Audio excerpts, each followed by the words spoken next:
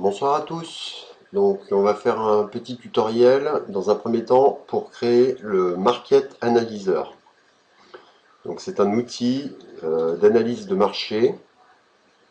Donc on va aller dans le Control Center, dans les fichiers New, donc nouveau, et on va créer Market Analyzer.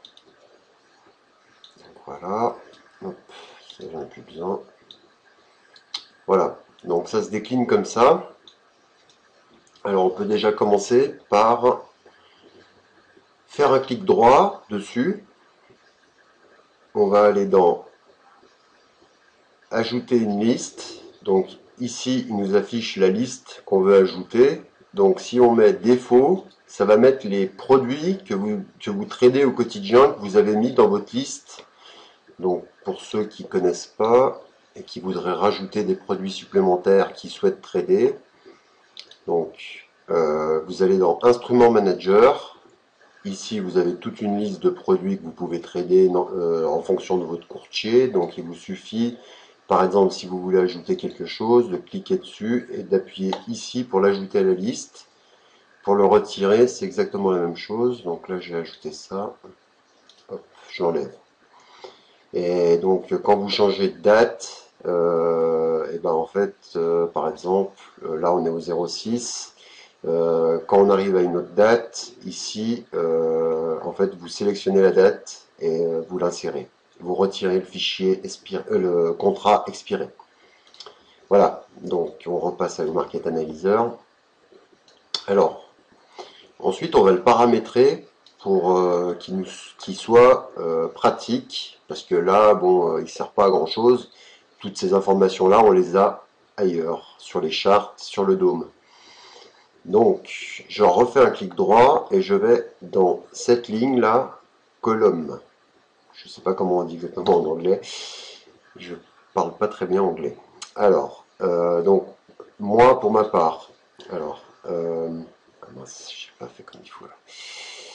Pour ma part, j'enlève la liste bid et ask. Vu qu'on travaille, on sait qu'il y a un point d'écart, quoi. Bon, on n'a pas besoin d'avoir le bid et ask. Donc je l'enlève, donc je clique sur bid et je rénove. Je clique sur ask et je rénove et j'applique. Voilà. Donc je me retrouve plus qu'avec le prix du marché et l'instrument en question. Donc ensuite, on va ajouter donc dans la liste ce qui nous intéresse. Alors surtout, donc en premier, on m'a posé plusieurs fois la question, donc on va ajouter le change, le net change. Et j'applique, donc on fait un double clic et on applique. Voilà. Ce qui nous permet d'avoir en fait l'évolution des changes sur la journée, ce qui est quand même intéressant à avoir. Alors pareil, pour chaque instrument qu'on ajoute, on a des alertes. Par exemple, vous pouvez ajouter une alerte sur l'échange quand un produit, par exemple, arrive à moins 1% ou plus 1%, moins 3%, ainsi de suite. Donc la partie alerte, ça c'est une autre option qu'on verra peut-être dans un autre tutoriel pour pas faire trop long. Alors après, donc on peut bien sûr, pour différencier les colonnes, donc les séparer d'une couleur un peu différente. Par exemple, la première colonne, on la met en gris, la deuxième, on peut la laisser en blanc. Ensuite, on peut ajouter donc le plus haut du jour, le plus bas du jour, donc daily 8, daily low. Et on peut ajouter donc le nombre de contrats échangés dans la journée, le volume, daily volume. Et on applique. Donc après, on peut faire pareil. On peut différencier la ligne. Donc pour le haut, pour la hausse, on va par exemple mettre un vert. Et pour la baisse, on va mettre un rouge. Admettons, après c'est personnel, vous faites exactement comme vous le voulez. Et j'applique. Donc là c'est pas mal. Ensuite on va ajouter juste pour que vous voyez un indicateur. Donc on ajoute un indicateur, donc on le paramètre sur la période sur laquelle on veut qu'il analyse notre marché. Donc bien sûr on peut en mettre autant qu'on veut, hein, ça c'est pas un problème. Donc moi ce que j'aime bien faire c'est soit mettre 1440 minutes. Celui que je mets tout le temps, moi, c'est le CCI. Donc je cherche le CCI. Donc, pardon, je fais peut-être un peu, je fais trop vite là. Donc, on va dans la période, on ajoute la période. Par exemple, 1440 minutes, soit après on peut mettre 4 heures, donc 240 minutes, ou plus court terme, suivant comment vous tradez. L'idée de ça, c'est d'avoir la tendance de fond. Si vous mettez CCI journalier, en régular, donc je vais vous montrer comment on peut le paramétrer pour qu'il vous montre, c'est simple, très simple. On va dans la colonne ici, donc général, on ne touche pas les paramétrages. Par contre, dans type, ici, on change, on met bar graph, ce qui fait qu'au lieu d'avoir un pourcentage, c'est exprimé en couleur, ce qui est pas mal. Donc au début, c'est normal que ça fasse comme ça, il étalonne. Donc on va le laisser étalonner. Pendant ce temps, on va donc...